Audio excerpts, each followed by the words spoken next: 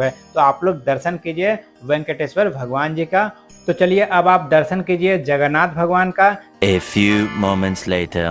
जैसे हम दोस्तों आप सभी के बीच में आ गए फिर से एक न्यू वीडियो के साथ, और मैं आया हूँ दर्शन करने के लिए कानपुर का वेंकटेश्वर मंदिर, जो कि स्थापित है रामादेवी पटेल नगर में। तो ये जो आप मेरे पीछे देख रहे हैं ये मेन द्वार है, इसी द्वार से हमें प्रवेश करना है और आपको मैं दिखा देता हूँ। ये देखिए मंदिर है, और आपको बता दूं कि इस मंदिर के प्रांगण में 3 मंदिर स्थापित है, और साथ ही बगल में आप देख सकते हैं अटल अमृत सरोवर है, जो कि ऐसा कहा जाता है कि शेरशाह सूरी के द्वारा बनाया गया है। तो चलिए दोस्तों आपको अंदर ले चलता हूं, तो आपको मंदिर का भी दर्शन करवाऊंगा और साथ ही शेरशाह सूरी के द्वारा बनाया हुआ अटल सरोवर है।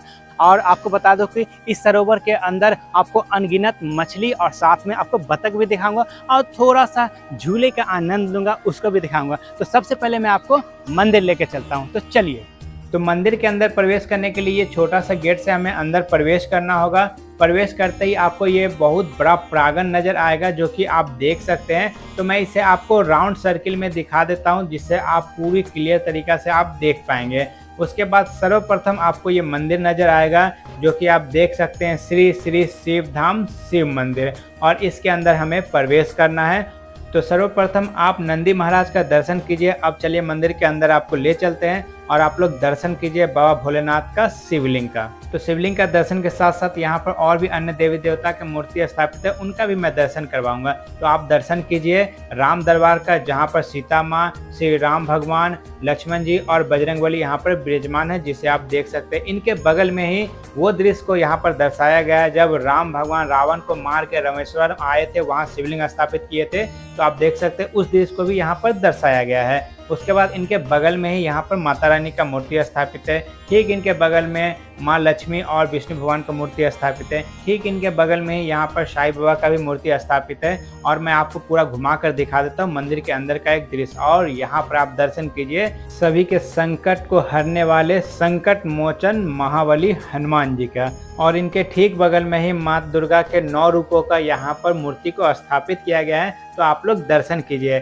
अब मैं आपको यहाँ से ले चलता हूँ जगन्नाथ मंदिर, जो कि यहाँ से बाहर निकलने के बाद आपको यहाँ पर मिल जाएगा। और ये जो काले रंग का जो पिलर पे स्थापित जो देख रहे हैं, ये है गरुड़ महाराज। जैसा कि हम सब जानते हैं कि सभी भगवान के एक वाहन है, तो उन्हीं वाहन में से एक वाहन है गरुड़ महाराज, जो कि जगन्नाथ भगवान के वाहन है। और जगन्नाथ भगवान के कहीं भी आप मंदिर देखिएगा, उनके सीधा सीधे गरुड़ महाराज को स्थापित किया जाता है। जैसे कि बाबा भोलेनाथ के समीप में ही आप देखेंगे कि नंदी महाराज को विराजमान किया जाता है। ठीक उसी प्रकार से यहाँ भी गरुड़ महाराज सीधे ही स्थापित हैं। तो चलिए अब आप दर्शन कीजिए जगन्नाथ भगवान का, साथ ही इनकी छोटी बहन सुभद्रा का, और साथ ही इनके बड़े भैया बलभद्र या फिर बलराम जी का।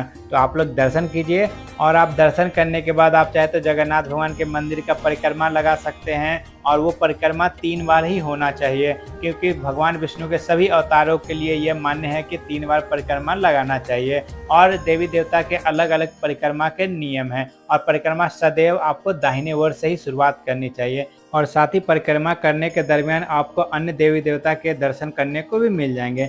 तो चलिए दोस्तों अब मैं आपको यहाँ जो तीसरा मंदिर स्थापित है वहाँ लेकर चलता हूँ, और वहाँ आपको मैं दर्शन करवाता हूँ। तो सबसे पहले यहाँ जो स्थापित एक स्तंभ है उनका दर्शन कीजिए। तो अब चलिए हम आपको मंदिर के अंदर प्रवेश करवाते हैं। और दोस्तों यहाँ जो मूर्ति स्थापित है वो है श्री वेंकटेश्वर बालाजी मंदिर, जो कि भगवान विष्णु का ही एक स्वरूप है, जो कि यहाँ पर स्थापित किया गया है। तो चलिए दोस्तों मंदिर के अंदर प्रवेश करने से पहले मैं आपको यहाँ जो द्वार पे जो स्थापित है मूर्ति उनका मैं दर्शन करवाता हूँ। इसके बाद मैं आपको अब मंदिर के अंदर प्रवेश करवाता हूँ।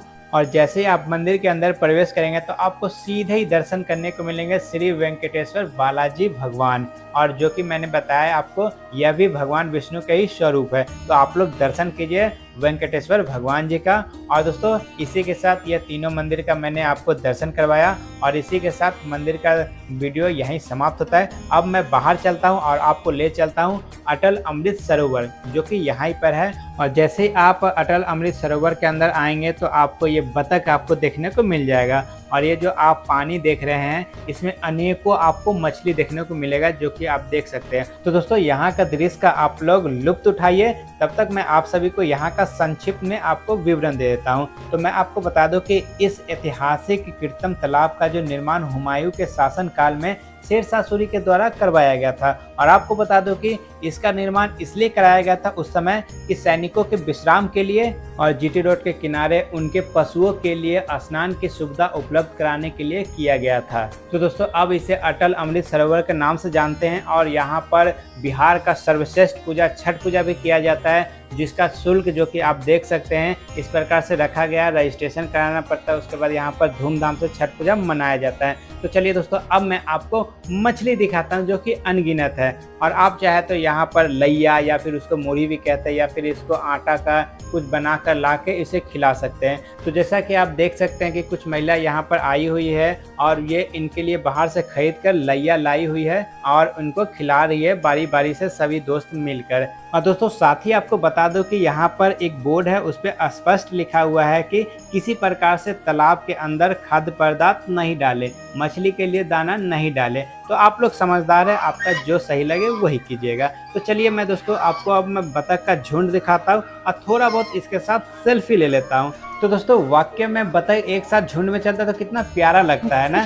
तो बस आप लोग इसको किसी प्रकार का दिक्कत नहीं दीजिएगा, वरना ये अपने चोंच से आपको दिक्कत दे देगा। तो दोस्तों यहाँ पर एक बहुत बड़ा झूला भी लगा हुआ है, तो जब भी मैं झूला देखता हूँ तो मेरा अंदर का एक शैतान जाग जाता है। मैं झूला झूले बिना रह ही नहीं पाता हूँ। भले मुझे डर तो लगता है मगर हिम्मत जुटा के मैं झूलने जाता हूँ, और डर के आगे हमेशा कहा जाता है जीत है। तो दोस्तों इसी के साथ यह वीडियो यहीं समाप्त होता है। फिर आप सभी से मुलाकात होगा किसी नेक्स्ट वीडियो में। तब तक के लिए बाय, जय हिंद, जय श्री राम, राधे राधे।